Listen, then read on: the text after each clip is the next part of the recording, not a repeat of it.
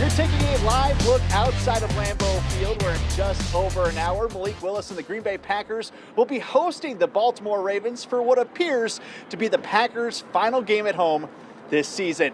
Welcome into Tailgate Talk. I'm John Miller. To my left is fellow sports reporter and grill master extraordinaire, Kelly Hallinan. It's December football at Lambeau Field. The Packers have a playoff spot clinched. We got the brats on the grill. Kelly, it does not get better than this. No, it doesn't. I wish it was a little warmer, though, but it's okay. 40 degrees, Kelly. It's 40 degrees. I underestimated the cold. But yeah, even though the Packers already clinched their spot in the playoffs, a little Christmas present from the Vikings, who defeated the Lions for that spot. They're still playing for the division. And if you know the Packers, you know they always play to win.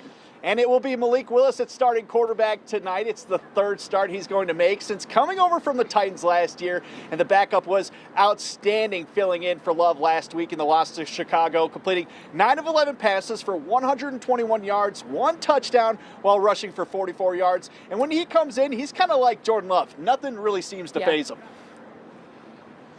I don't know if you guys get the feel on game day when you're watching it, just how even keel he is. I mean, I don't think his heartbeat even goes up a blip when it's all of a sudden, hey, grab your helmet, you're going in the game. He is just as steady as they come, and I think that's a hell of a trait to have, because I think most of us probably would be a little bit different in that situation.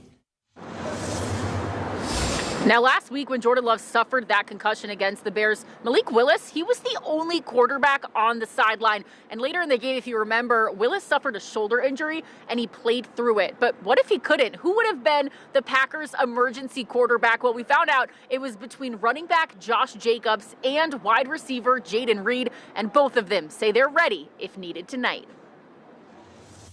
If you have to get to that situation, I mean, it's pretty dire, obviously. LaFleur said he decides the emergency QBs based on what current players have done in their past. Some of these guys that we have been high school quarterbacks, have dabbled with some Wildcat stuff. So there are some options there. Josh Jacobs played quarterback in high school and said he's been going through the Packers' plays and script the last few weeks when guys were getting sick. I know the schemes, especially the plays that we're going to run. Even the ability to be able to do an RPO, even the thought of that, I'm like, yeah. It will be really fun. So hopefully, yeah.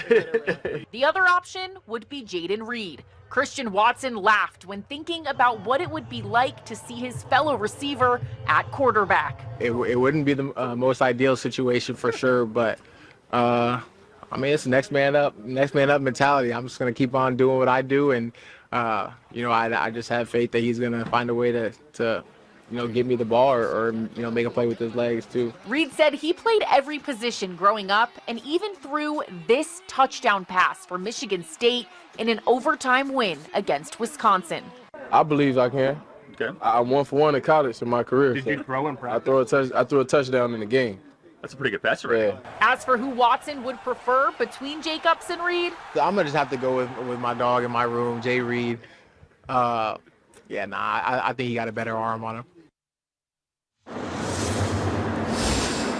And John, we may see a new face in Clayton Tune. He was activated today around 3 p.m. He's been on the practice squad since late August and was previously selected by the Arizona Cardinals in the 5th round of the 2023 NFL Draft. Matt LaFleur was asked about him earlier this week, and he said he's a smart guy, attacks it the right way, and spends a ton of time after practice getting extra reps in, just working on his fundamentals and technique. Yeah, the Packers better hope he doesn't have to come in, because when I talked to Christian Watson and Luke Musgrave earlier this week, they said they hadn't taken any reps with him, and they still haven't, unless they did so on Friday, which I think is mostly a walkthrough. But now let's head to Titletown District to check in with the rest of our Tailgate Talk crew. Senior reporter Nina Sprano and Chief Meteorologist Cameron Moreland joining us live. Guys, we wish you were here enjoying some brats with us, but how's it going over there?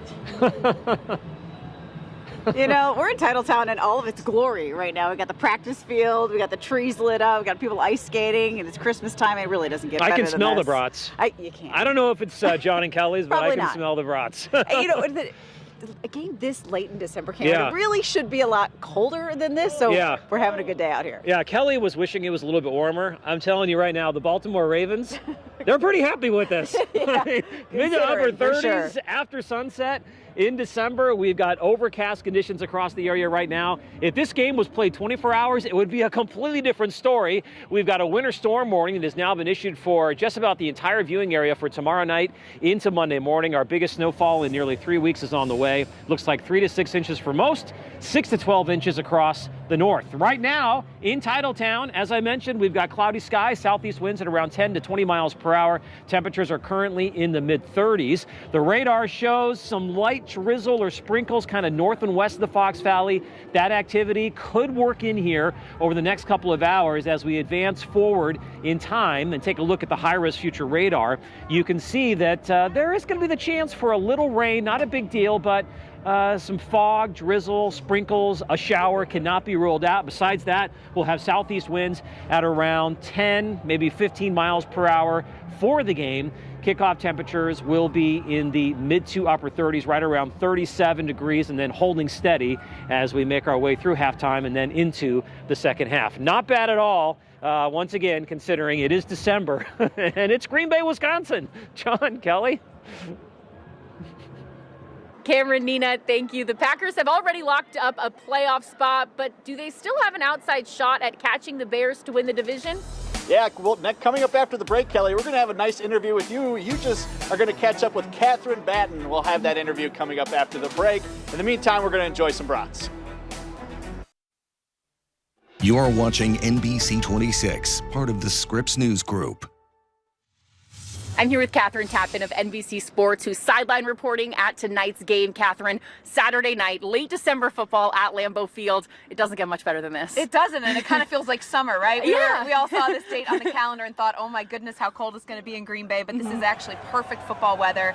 It's late December, as you mentioned. The stakes are high for both teams. I know the Packers already clinched thanks to the Detroit Lions loss the other day, but it's still very important for them as far as positioning, and they want to win that NFC North. So, and of course, we know the Ravens, they're coming in here guns a-blazing because everything's on the line for them. They've got to win out and then get some help. So it's just it's a great day to be in Green Bay. I always love covering games here at Lambeau. It's one of the cathedrals of the NFL, and it's beautiful. The fans are passionate, and we're expecting a very good game tonight. How are both teams kind of approaching this week for this game? Yeah, it's a great question because all week long we've talked to players and coaches, and you get the same message across the board, and they're just all prepared for their roles out there tonight. So, it's business as usual. There's a lot of injuries coming into this game, but for the most part, they are treating it like it's any other game. The Ravens players, I talked to Ronnie Stanley a couple days ago, and he said, listen, we know exactly what we're going to get going into Lambeau. It's a hostile environment. We're on the road. We know the stakes are high, but we don't feel the pressure. We feel like this is just another business trip, and we have to take care of business. Now, you mentioned all of the injuries. That's been a huge topic of discussion this week, is who's in, who's out.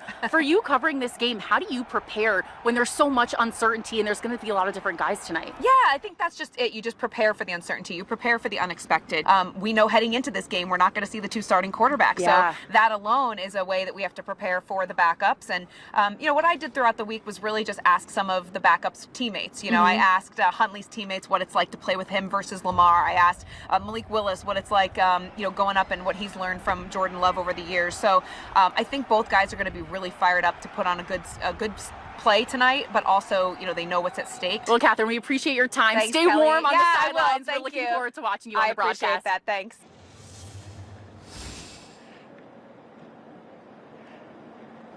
Catherine, thank you so much. Kelly, we'll see you back out here at the tailgate. I got a brat waiting for you, so get on out here. Now, the Packers and the Ravens have faced off 7 times. The Packers are 5-2 in those matchups. Let's take a look at a couple of those games where they came out victorious. Let's start with the first ever meeting between these two, way back in October of 1998. Before Brett Favre and the offense even touched the ball, Roel Preston house calls a 71-yard punt return for a touchdown. And now he's going to toy with a punter just a little bit into the end zone in the Lambeau Leap. Favre would end up throwing 2 touchdown passes and rushing in another in a battle against current Ravens head coach John Harbaugh's brother Jim, picking him off twice, and Green Bay rolled to a 28-10 victory. And in their most recent matchup back in 2021 in Baltimore, Aaron Rodgers throws for 3 touchdowns, tying Favre's franchise record. The Ravens had a chance to win it with a 2-point conversion at the end of the game, but Tyler Huntley, filling in for Lamar Jackson, his pass fell incomplete. Packers won it 31-30 and clinched the NFC North for the 3rd year in a row, and they haven't won it since. As far as tonight's matchup, we know Lamar Jackson is not playing, and with Tyler Huntley under center, the Packers defense is going to get a steady diet of Derrick Henry. At almost 32 years old, he's showing no signs of slowing down, averaging 5 yards per carry. That would be Henry's 4th highest mark that he's recorded in his 10-year career. On the season, he has over 1,200 yards rushing. He's punched the ball into the end zone 12 times, and safety Evan Williams said they have to stop him before he even gets going. Now time for a quick break, but coming up, we'll tell you who's in and who's out for tonight's game besides Lamar Jackson. Plus, senior reporter Nina Sperano joins us with an in-depth look at injuries and how NFL teams work to prevent them. That's coming up on Tailgate Talk. Welcome back to Tailgate Talk. Here are some key inactives for tonight's game, including both the quarterbacks, Jordan Love and Ravens QB Lamar Jackson. Packers lineman Zach Tom will also not play tonight, but Green Bay does get safety Evan Williams back. He is active tonight after missing last week with a knee injury. Now, the last few weeks, the Packers have seen Micah Parsons go down with a torn ACL, Jordan Love knocked out with the concussion, and countless other injuries. Tonight, senior reporter Nina Sperano is digging deeper into the nature of injuries in the NFL and how teams work to combat them. She rejoins us live from the Titletown District. Hey, Nina. Hey. You know, as the NFL heads into its most important games of the season, this injury list just keeps getting longer, not shorter. And the same question keeps bubbling up. Why are the best conditioned athletes keep getting injured? Freak accident, non-contact. My knee just caved in and just tore my ACL.